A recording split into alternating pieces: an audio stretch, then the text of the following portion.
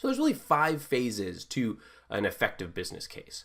And these are the 5 phases that I follow as I create one. The first thing is an initial analysis. So you need to understand what that problem is and really work through being able to figure out all those different pieces. The second thing is determining the potential solutions to the problem. So not just looking at, okay, well, here's what I want, here's the way I want to go. You got to look at, okay, what are all the, objective look, what are all the possible options that we could utilize? Third thing is actually writing the business case. So that's actually pretty far down. You've done a lot of work. By the time you're writing the business case, a lot of times you're just putting it onto a document and then going back and filling in the gaps. Fourth thing is reviewing the business case, making sure it's good, you don't have any mistakes, and doing all that. And then the fifth thing, the final step, is presenting that business case. The whole goal of the business case and presenting the business case is to get the business to say, yes, we agree, and we want to move forward with that recommendation or that project. So those are the 5 phases that I utilize on creating an effective business case. So now what we're going to do is actually go through each of those phases and further break it down and give you some kind of highlights of things that happen during that particular phase. So first off, phase 1, so the initial analysis. This is where you're really diving in and fully understanding the problem or opportunity. So you need to fully understand it. You need to understand that that's the root problem, and you need to define who it's all affecting, right? And kind of working through and detailing all the pieces to that problem, because you want your recommended solution to be able to solve for all pieces of that, not just one, kind of final or one little piece of the problem. The second thing is, under the initial analysis, you need to determine some high-level requirements. You want to get an idea of what the business requirements are. And this isn't a full, business requirements document or anything like that, but this is just some high-level requirements, get an idea of kind of what their business need is, and you'll be able to determine that throughout kind of understanding that problem most of the time with just a few additional questions. The third thing is, you want to understand what data you're going to need to sell this idea and sell the return on investment. The first thing the business case needs to be able to do is to convince decision makers to take action. That's number 1, regardless of the action. You just want to convince them to take action, convince them that a problem is there and that they need to take action. And the second thing is to convince them to go towards your recommended solution. So you want to identify and get information or understand where you can get information to help determine that. So maybe that's in, maybe the issue is that the customer service team is solving their cases way too slow, right? They're solving their cases within 72 hours, but as part of the business, you have kind of a motto that you go by that you'll have their customer's case solved within 48 hours. And you're not really hitting that mark. And so now you're going in to identify what is causing that, what is the problem. And so now you need to look at and say, okay, now I need to identify data to help support that. I need to identify that the data that supports that it's taking 72 hours and identify what data could be collected later on to validate that the particular solution is actually meeting the need that is being driven, from the project. The next thing is you want to, after you've got a good understanding of the problem, you got some high-level requirements, and you've understood kind of how you're going to support your project and what data you're going to need to define that return on investment. The next thing is you want to validate with some decision makers that the level of return is worth the potential investment. So before you actually waste time creating a business case, you want to make sure it even makes sense to go past this point. Some people will skip this step and go and create a business case, and then they'll go to present it, and their boss will say, "Oh, we already know about that problem, and there's a solution that's being created over here, or we've already determined that solving that solution is going to cost more than the benefit we're going to get." That's not good. And then you just wasted all this time creating a business case. I had one very real example of that when I was working as a business analyst. The business wanted me to automate this process that they did. And I'm trying to remember exactly what the process was, but it was a process that they were doing, and there were 2 users that had to do it once a week. And the process that they had to follow was a little bit more of a manual process. They got a pop-up alert that they needed to do it, and then they had to click a series of like 3 buttons and select one option set. And it took, on average, when I timed it out, about 9 seconds for these users to do this once a week. And so what I was able to do is say, okay, how much time does that take them in a year? 2 users every week, 9 seconds, round that up and say, okay, maybe it takes 10 seconds because there could be a couple times where they're a little slower for whatever reason, or maybe the system is a little slower. And then you can figure out, okay, it takes them a total of an hour, let's just say. I'm not doing the math, but it takes them an hour every year to work through this manual process. And when we looked at potential solutions, the solution that was most evident, there were really 2 solutions. One was do nothing, and the other solution was to automate the process. Automating the process was going to take us around 52 hours to develop. Well, we wouldn't see a return on investment. We wouldn't even break even for 52 years.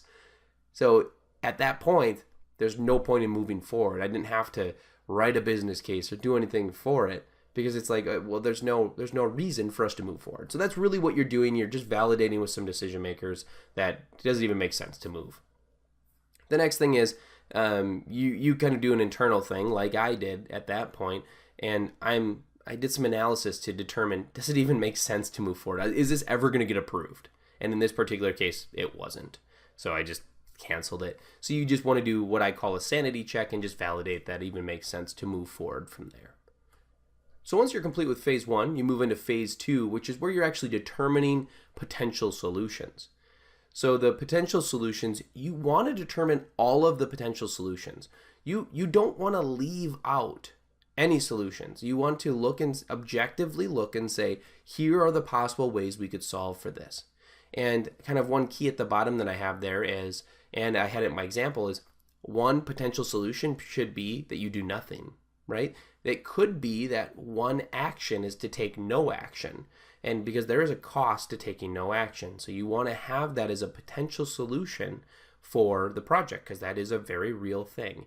The only way that wouldn't be the case is if maybe a government agency is driving it and saying, which actually, no, it still would be. So what I was thinking is a government agency is driving it saying, for regulations, you must meet this particular requirement. But I guess you still could have a solution to say that there's no action taking, and that maybe the fines you would receive are less than what it would actually take to resolve the problem. But besides the point, you want to identify all the possible solutions to the problem, and you don't want to just high level them. You want to understand what the benefits are of that particular solution, what the costs are of that particular solution, the timetable of the project. You don't need a schedule, but you just want to understand, are we talking a couple hours, a couple days, weeks, months, years to create that, and kind of understanding that if you're talking bleeding edge technology, that timetable is going to be pretty long, right? Because you have to do research and development to determine that. So giving an idea of timetable. Then the next thing is time before a return on investment is realized. So for that example, it would have taken us about 53 years to break even before we even made back our investment on that. And we all know a system's not going to last 53 years. So we'd probably be moved out of that system in a number of years, and we never would have made our return on that particular issue. And then the risks. And the risks you want to identify are the risks of that particular project. So maybe your system's not very well defined, and you could break a whole bunch of other stuff, right? So the timetable is really short and the costs are really low for it, but the risks are really high that when we make this change, we don't know exactly what the back end is doing anymore, and so it could break a bunch of stuff. So you want to make sure that that's defined. So this benefits, cost, timetable, time for return on investment, and risks should be done for every single solution that you've come up with, including your recommended solution. Then you move into phase 3, where you actually start writing the business case. Most companies have a template that you use for their company. Some are a little bit more formal, some are a little less formal, but they all have the same general concept. So the key, or the 6 the 6 sections to a business case that I'm going to talk about are listed right here. So the first thing is the executive summary. This is actually the thing that I write last. What the executive summary is doing is saying, okay, for executives that don't have time to read this whole document, which could be many, many pages, here's a summary of everything, right? Here's a summary, very high level about the problem. Here's a summary about the kind of quick analysis that was done. Here's a summary of the potential solutions and the recommended solution, right? And that's just summarized in a couple paragraphs. The whole point of that is executives are not going to have time to read the whole document. They need a bird's eye view to understand the high levels of it, to usually prepare themselves for coming in to the presentation of that business case and deciding if they want to move forward. So the executive summary is the thing at the top of the document, but that's usually the last thing that's done. Next thing is the problem statement. So this is the well-defined problem statement as to the opportunity or issue that we're having, that we're solving for. And this should be very succinct and very, very clear, no ambiguity. Next is the analysis that you did. You have some documentation there as to what you did and what you were looking at and how it went and what you found. Then you go into your solution options, and so this should be listing out those potential options. I have the cost-benefit analysis afterwards. Sometimes that's rolled in and they want that, like I had mentioned in phase 2, on each solution. Sometimes they want each solution and then they want some type of matrix or matrice that has, okay, solution, and here's the cost, the benefits, and here's when we would get our return on investment. There's some different forms that people use and different companies use. So they all have that, but it's just a matter of if its own section or if it's rolled up into the solution options section. And then last but not least is the recommendation. This is, what are you recommending? Here's everything, the problem, potential solutions. I've done all the research, and here's what I recommend we move forward with. So that's how you write the business case. So the next thing you're going to do is review the business case. This is just like a resume. You want to make sure that this is good and solid. Otherwise, your hard work on this may go to waste. So you want to go back through your business case and you want to validate that that problem statement justifies a call to action. Ultimately, that's number one, right? You want those decision makers to say, yes, we need to take action. So you want to make sure that you're portraying that problem very strongly and backing it up with facts and with numbers. Second thing is, you want to ensure that all the valid solutions are given. You don't want to leave a solution out or a potential solution out because it maybe competes with your recommended solution. You want to make sure that's listed. You want to let that business make the decision with all the facts. The third thing is double check your cost benefit analysis calculations. It's really easy to get those mixed up, and that can really throw everything off. And if somebody points out a mistake in your presentation, your credibility is shot. So you want to make sure that that's accurate. Fourth is you want to objectively dissect your recommendation. So after you get all done with all your solutions, take a step back and really objectively look at it. Don't just go with that option because that option sounds like the coolest option and just a project you really love to run because that's an area that you want to get into, because you want it to be right for the business. So make sure you're objectively dissecting your recommendation. Obviously, correct any grammatical or spelling mistakes. And then you want to have another person review it. So just another set of eyes on it. You've been looking at it for how many days, maybe a week or 2, 3 weeks. So you want to have somebody else review it. And then last but not least is you want to get buy-in of two key stakeholders. So this doesn't have to be the decision makers. You want this to be stakeholders. Like usually if you're offering up a project, you've got a business manager or somebody that really wants that project to go on. That's one of the problem people, or one of the people that are dealing with the problem on a day-to-day basis, or it could be users that are dealing with it. You want to get a couple people that back you up and that have reviewed the business case and they agree with it, because that's going to give you a lot of credibility when you go into actually presenting the business case to the executives or the decision makers. After you've reviewed it, we have the fifth and final stage, and that's actually presenting the business case. So the first thing you want to do is you want to remind yourself that they haven't seen this before. So you might have sent the business case to them prior to the meeting as part of the invite, which is a good habit to get into. At least they can review it if they have a little time. But you want to go in as if they've never seen this. They have no idea what the problem is. They have no idea what the possible solutions are, because you've been working on it forever. It's really easy for you to skip the high level and just dive right into the details and lose people. And if they're lost, there's no way that you're going to get their agreement for funding of moving a project forward.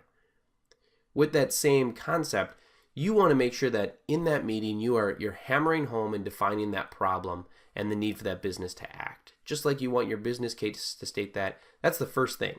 If decision makers don't see that there's a problem, they're not going to really listen to your solutions and recommendations, because they're going to say, you know what, it's not that big of a problem. Who cares? We're just not going to take action, right? So you want to make sure that you're hammering that home and that you're kind of selling them that there's a problem. The next thing is give your recommendation. You don't need to go through everything. You want to talk about that, talk about the problem, and then give your recommendation. And then you can talk about the return on investment for that particular recommendation. I like to then circle back and say, here are the other options that were being looked at. Right? Here's the other solutions that we came up with. And here are the reasons I ruled each of them out. Or here are the reasons that I went with my recommended solution over that particular solution. So it just helps people to kind of rule out the other ones. And sometimes it's really obvious, but it just helps to kind of break that down. The next thing is you want to touch on each risk. So if there's a risk, touch on it. You don't want to deep dive and spend too much time into the risks that are there. You just want to make sure that they're aware that there's a risk. And if they have questions, I guarantee you they will stop and they will ask you to go deeper into that risk. So just make sure you're touching on it. Not that you're skating past it, but you're addressing it, touching on it, and then moving on, only coming back if they ask you for more details.